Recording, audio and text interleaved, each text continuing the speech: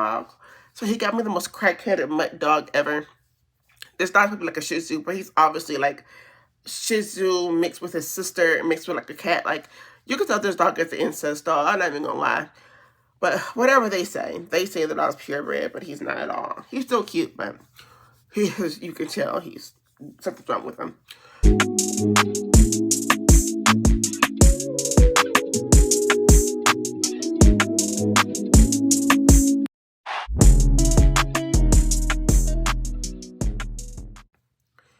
Hey y'all, and welcome back to my channel. So today I'm going to do a get ready with me, and I'm just going to do like a little chit chat about what's been going on since my last video. And I'm probably going to do an Ulta haul, because obviously I love Ulta so much, and it's like, there's not really that much stuff in here, but it's a lot of stuff in here. So I may do an Ulta haul. It depends on how much time I have left after this video. I've been so sick.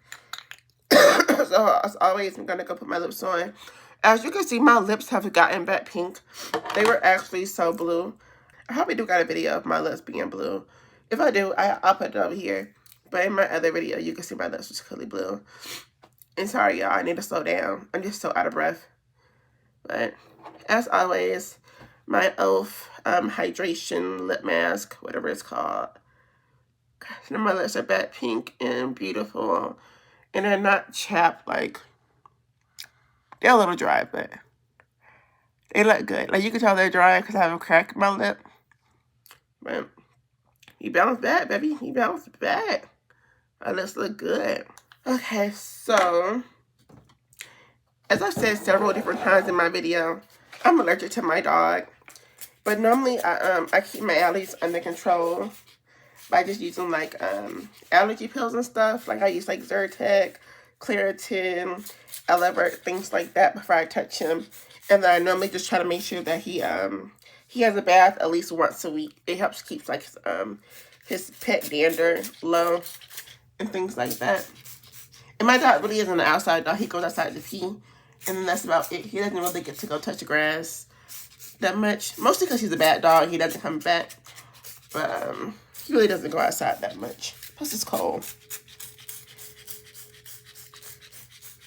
Whew, I haven't conditioned my locks in so long. I'm surprised they have not fell out. But this color is giving. Like, I think I'm going to stay orange for a while, baby. Like, I love this. Love, love, love. Gonna go ahead and moisturize them and oil them. So I'm going to oil my hair first and then moisturize, because that way I can push the oil through my scalp at the same time as I put the moisturizer through. I love this hair oil, y'all. It makes your hair grow. Mainly if you use it like once a week, or at least like once every couple of days in a week. It does make your hair grow a lot.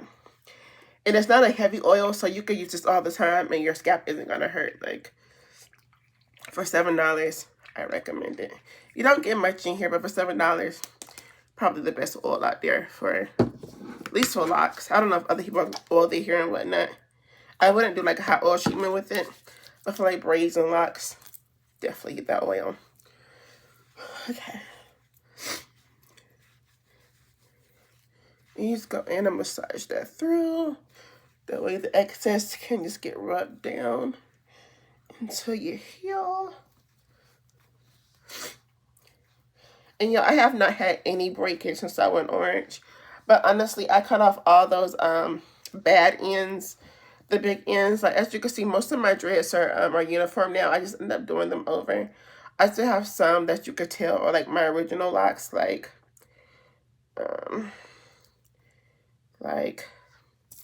I think mainly on this side. I don't know. These were with me from the first day when I first did lock extensions. Like this one. One of my day one babies.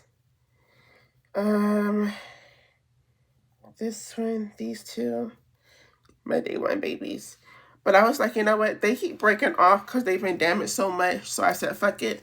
So I just cut them off, and I just bought some more Marley here.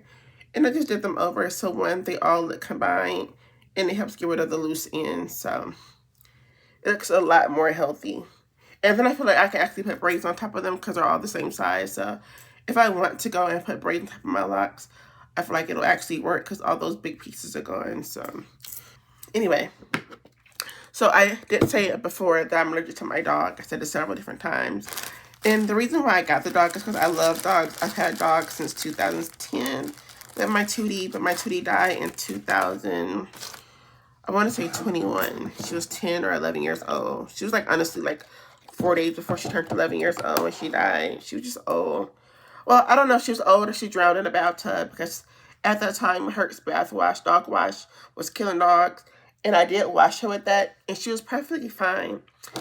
But I heard her like, I went to the water out the bathtub, and like 2 minutes later, I heard her like gasping, and the other dogs, my sister dogs, were in the bathtub with her, and they were like whining. So like something told me to jump up and go see what's going on. And I saw her like in the back of the bathtub, like barely breathing, but there was no water in the bathtub, so I don't think she drowned. But I ended up giving her like CPR. She came back for a little bit, went back out, came back, and then like she was gone the last time. So, but yeah, I love my Pookie. I had her since I was in college.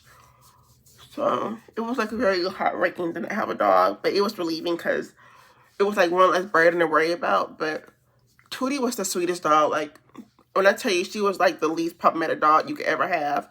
She had her days where she didn't listen sometimes, but really, she's like the most sweetest angelic dog. I love her so much. So I was kind of sad because I missed my dog, and then my boyfriend, he wasn't really like affectionate like that. And I'm such a lover girl, so I need to pour my love into something. And I didn't have anything for my love into besides my nephews, but they live like an hour away.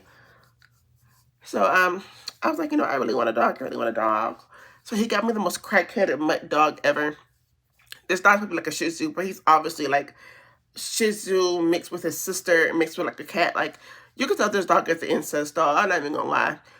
But whatever they say the dog's purebred, but he's not at all. He's still cute, but he is, you can tell he's something's wrong with him.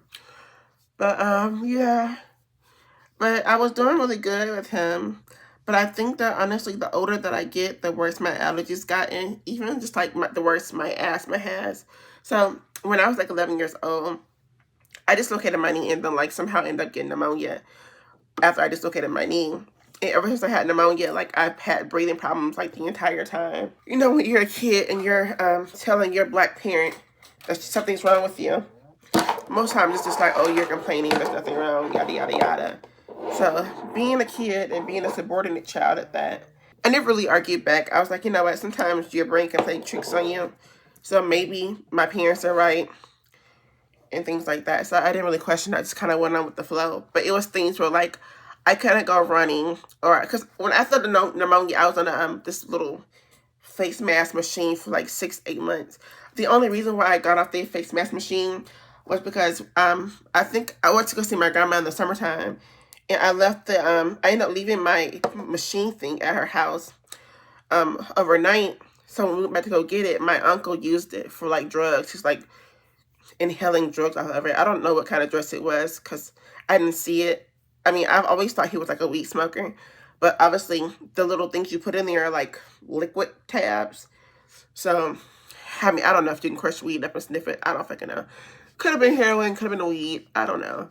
He put drugs in it basically, and my mom was like, it was just too risky to reuse it, so we just never used it again. And then we just, I don't know, just never got another one. We just kind of let it be gone, let it be a bygone. But ever since then, like if I did sports, or if I ran too much, or if my allergies were bothering me, or even if I just got hot or overstimulated, I would get breathing problems. And typically when it happened, we'll just go to over hot water, and like 20 minutes in, like my lungs would feel open and like clear, and I can move on with my life. But as I got older, it's been like a lot harder to calm my lungs down and things like that. My allergies feel worse. Like they get set off so easily, and it's so hard to bounce back from them. So that was like a sign, but I just thought that maybe I just wasn't taking care of my allergies as often, or taking allergy pills every day. Because at the time when I was in college, I took allergy pills every day, so my allergies weren't that bad. I could still get like grass allergies, things like that, but as an adult, I don't really take pills that much. I don't take allergy pills all the time. I only just take them when I know I'm about to get really physical with my dog, or go outside and do things with like animals, or just be outside for a while. So I'll take my allergy pills then. So yeah, so over time, they just end up just gradually getting worse. My allergies take a long time for me to recover from. It takes me like days to weeks to recover from my allergies now, instead of just like bouncing back within hours. And then when my breathing problems get bad, it takes me like 24 hours to kind of recover. But this time it was, well, the last two times it was just a little bit different. But I think because I just didn't have anything to do the last time, that I could sit down for 40 hours and not have to worry about it. Excuse my dog in the background. But this time on Sunday, my dog, I got a black cover that I normally lay around with because I hate being cold and it's always cold in here. So I have my black cover that I normally like just cuddle up with. But my dog kept getting on the cover. So when my allergies started acting up, like I got really itchy, my eyes were itchy, my nose were itchy, and things like that. Like, screw it, I'm going to get rid of the cover because my allergies are obviously getting set off right now. So I put the cover away, put the dog down, put him in the kennel, and I took an Alivert. But my nose was just itching so bad, like it was bleeding. But I wasn't sure because I have like these nose rings and they're like the pointy kind. I wasn't sure if I was just rubbing it and it was like stabbing me, making my nose bleed. And then my eyes, I was getting whelps and things like that. And that lasted pretty much that whole night because this is that night when this happened. I ended up just going to sleep. So it lasted the whole night. And then in the morning time, so Monday morning, I still had the itchiness in my nose, but it really wasn't that bad. Like, it was just itchy and it was still bleeding. And then Monday, I was like, I got really, really mucusy and my throat was a little bit sore. And I remember going outside and I was like coughing so bad that like I coughed up mucus and it was like blood stained. And I was like, what the fuck? But I had to go places, so I didn't have too much time to dwell on it.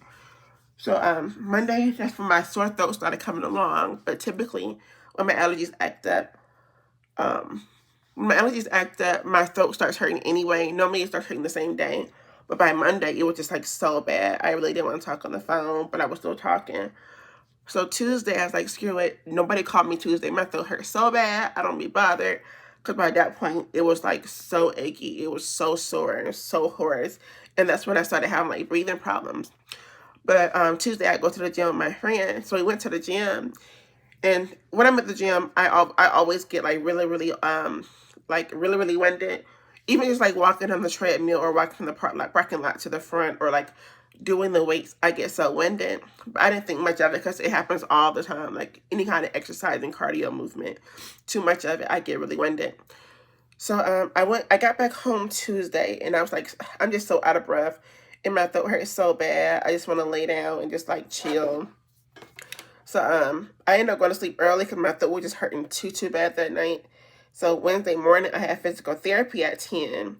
And I just noticed, like, yeah, I'm just still out of breath and my chest is so tight and I got a cough. And I got, like, so much mucus and things like that. I went to physical therapy, walked on the treadmill, and I was feeling, like, so uncomfortable. I was, like, hot a little bit, but I was getting so uncomfortable that by the time I got to physical therapy, which is, like, an hour and 15 minutes later, I was like, yeah, I need to figure out where I can get this Primatine from because this happens all the time, like, almost once a month, maybe sometimes twice a month, that I get my allergies like this and I get winded and out of breath. And if you don't know, Primatine is just an inhaler. It's like an over-the-counter inhaler for asthma, for mild to moderate asthma thingies. But I think at that point, because I was already like 2 days in of having breathing problems, that the Primatine was just like not even an option at that point.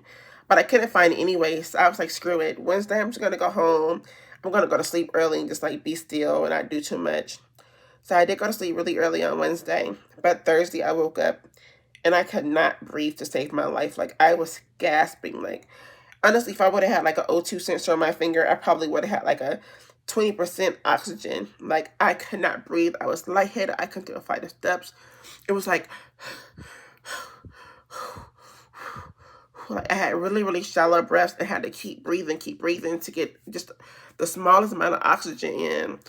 And at that point, I had told Sam, like, hey, you know, can you like leave work and help me find this Primatine? So he drove everywhere to find this Primatine for me. Everybody was out of stock, but luckily he did find it like down the street. But by that point, I was like, screw it. If you can't find it, I'm going to call 911. I can't breathe. I literally feel like I'm going to die. Like, I'm not getting any oxygen. Like, my lips are like so blue. And, you know, black people don't turn blue like that. My skin was pale. My lips were so blue. I was so thirsty. My throat hurt. My chest hurting so bad. My stomach was hurting. My organs was hurting because I was breathing so hard and coughing so hard. And I was like, yeah, if I don't get some kind of help now, I'm literally going to freaking die. Because I just knew, like, I could not breathe. But before I called the ambulance, my mom called me.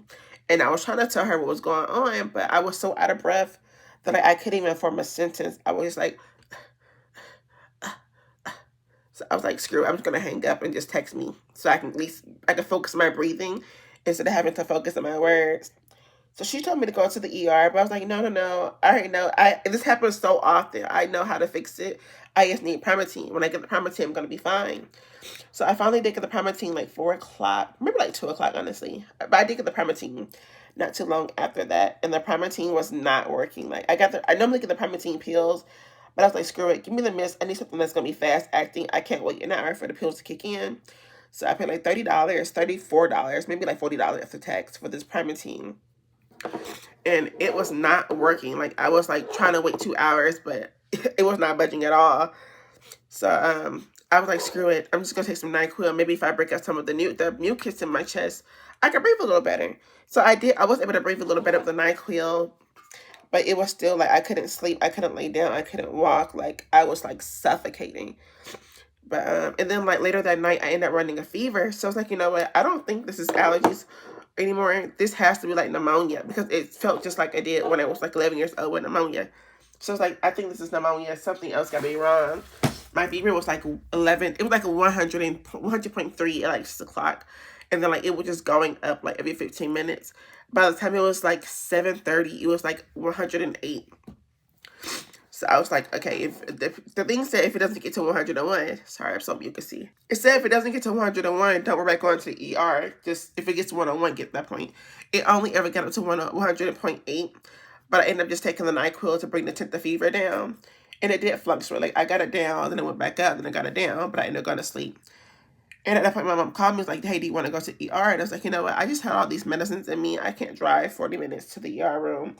Let me just go to sleep and just try to sleep it off. So I did sleep it off. So Friday morning, it's probably Thursday morning. Friday morning, it was yesterday, the 9th. I did end up going to sleep, and I woke up, and I did feel better. Like, I honestly think I thought I died because I was struggling to breathe that night when I was trying to go to sleep. My mom was like, oh, don't lay down, just sit up. But obviously I got the spinal fusion, and it's so hard to sleep sitting up. Like, you can't sit in the bed with a spinal fusion. So I was like, you know, fuck it. I'm just going to go to sleep. And I'm going to pray that I don't die in my sleep. Luckily, I didn't die in my sleep. But I did go to sleep, like, just so suddenly. So I woke up perfectly fine. And I was like, hey, well, I can breathe a little better. A lot of the mucus is gone. But I still, like, my chest hurts so bad. My body has aches. Like, my diaphragm hurt. My chest hurt.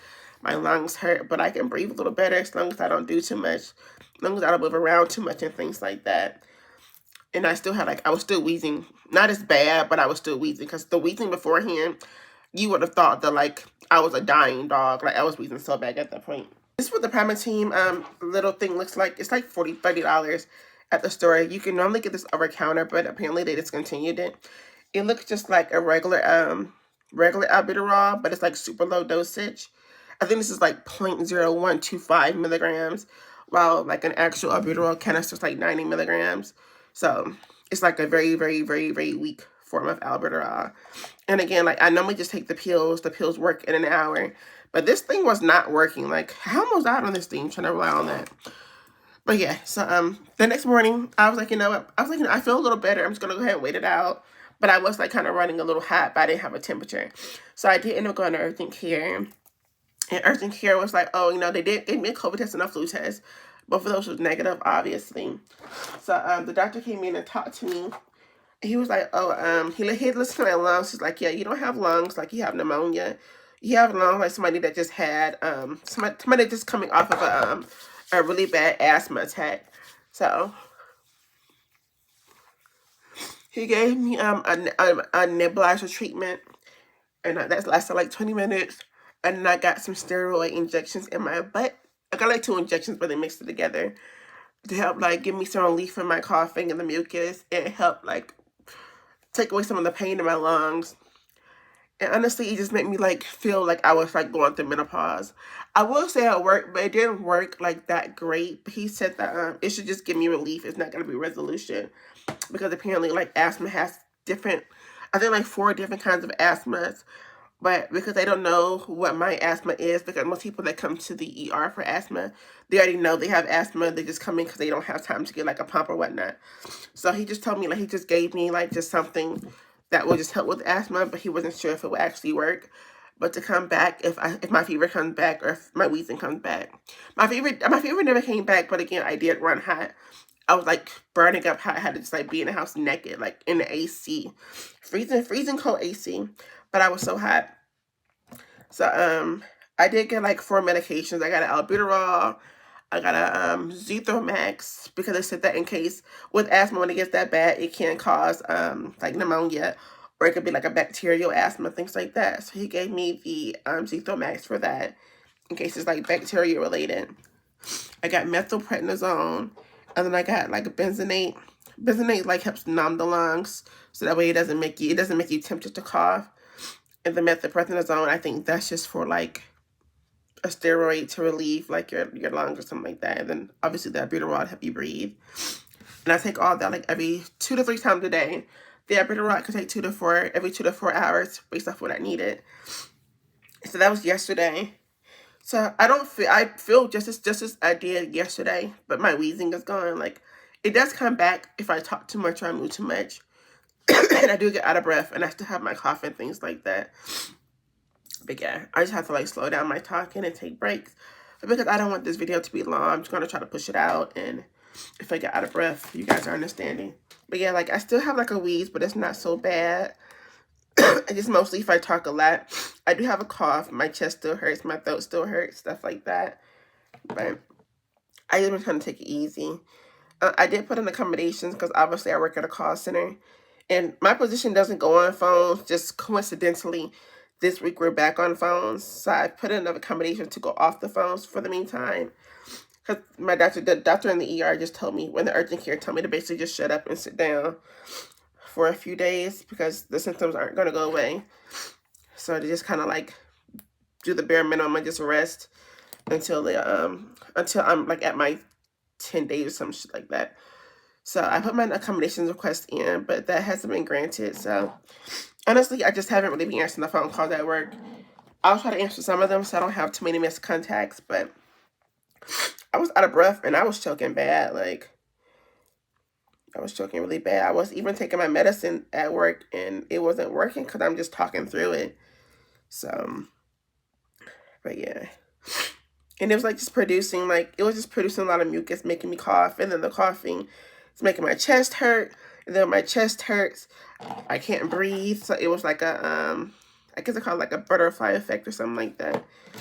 So I was like, yeah, I'm not really trying to do all this. I need to be quiet today. So, but yeah, so that's pretty much where I am. I honestly feel like in my 30s, it's just basically been me worrying about my health. Like all the things that I always felt like I was wrong as a child, I've been spending my 30s like basically being diagnosed to make sure that I'm not crazy. And there's nothing wrong with that because obviously as an adult, you should be focused on your health anyway because we only got like, there are a couple more years left before we're gonna die anyway. So you should really be on your health and like just like really be on it, make sure that you're okay. And like getting your physicals and things like that. And obviously like your STD tests and stuff like that. But your physicals, your health checks, your cholesterol checks, all those things matter when you're in your 30s. So I don't mind feeling like I have to go to the doctors and get like all my concerns re-looked at. I kind of push it off because it's like I hate feeling like I'm complaining. But honestly, those complaints don't be complaints because there be stuff wrong. Yeah, my hair just looks so terrible. Like, that edge tamer is not working. But I don't have any other edge tamer. Oh, actually, I do have an edge tamer. I have an edge tamer from Camo. So we're going to see if it works. Like, because I'm using Got to Be, but that Got to Be is old and it is not budging. So it looks like this. I think it was like $2 on Temu. It's really small. It's called Goiple Edge Control. Looks like this on the inside, like a typical edge control. It smells good, but it's kind of greasy. If you're a black girl and you use jam, that's kind of the texture and the smell of it. If you're white, I don't know if people use jam, but it smells like jam, and it looks like jam, and it feels like jam. So I'm not too hopeful that this is gonna work, but we're gonna see because I don't have a choice. Sorry, y'all, I'm getting so out of breath. This is making me a little irritated, but I'm gonna try to be quiet. Oh, okay, so it has some hold to it. Okay, it got a little hold to it.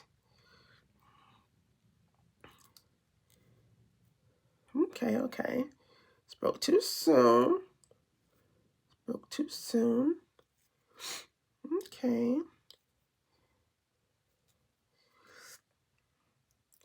I need to figure out what I'm gonna do with these extra hairs because I don't feel like curling on my face. But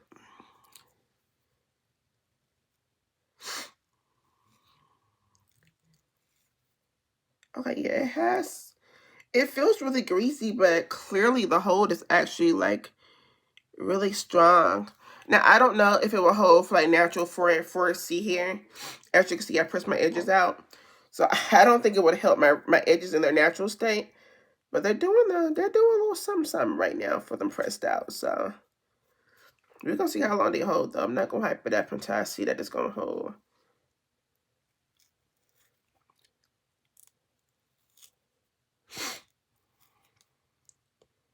I always struggle doing these edges. Like this side, I feel like I just always suck at. Let me just try to comb it out.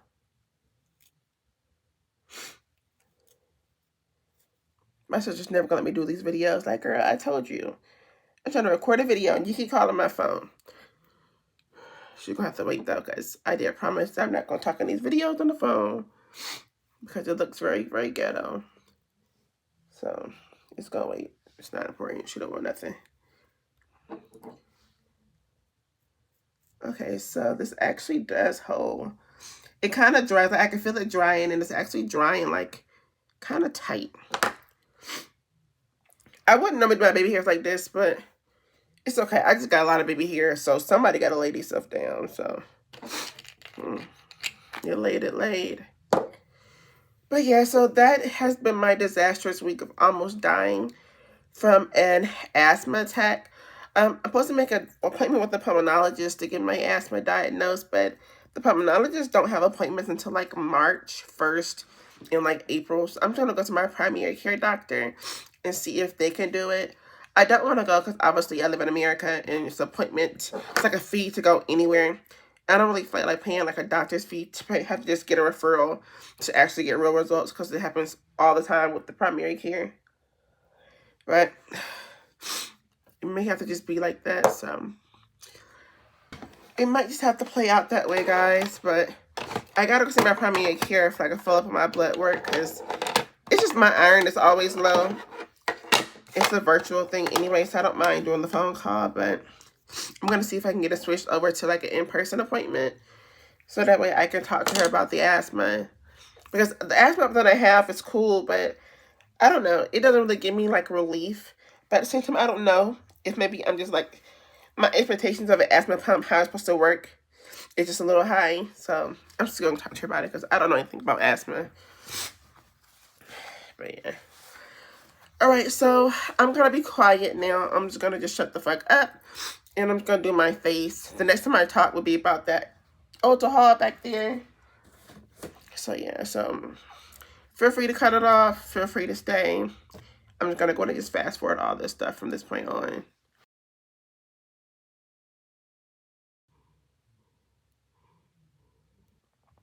One thing I hate about Alberta Wall, it makes you so shaky. I don't know if you could tell.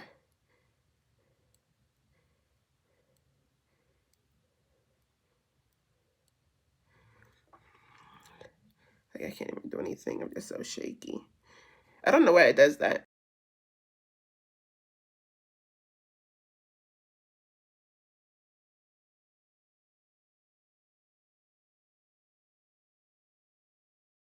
Okay, so now we can do makeup. My edges are still laid down, so that little cheap gel, it actually did a little something, something. Look at that. And it was like $2, like I said. Like, okay, ladies, and it's not hard. It's cool, it's cool. So my face has already been prepped with my moisturizer. So that means when I go in with my primer, I shouldn't have any peeling. And I'm going to moisturize my lips a little bit more just to make them like moist. But yeah, I'm loving that my lips are back pink. Because honestly, they were not pink earlier. They are very, very black. Whew. And they look good. I can't wait to get my fillings done over because I feel like they're getting a little small. I like the shape. I want to get them like a little bit more like hearted. But I want this bottom lip to be like. Anyway,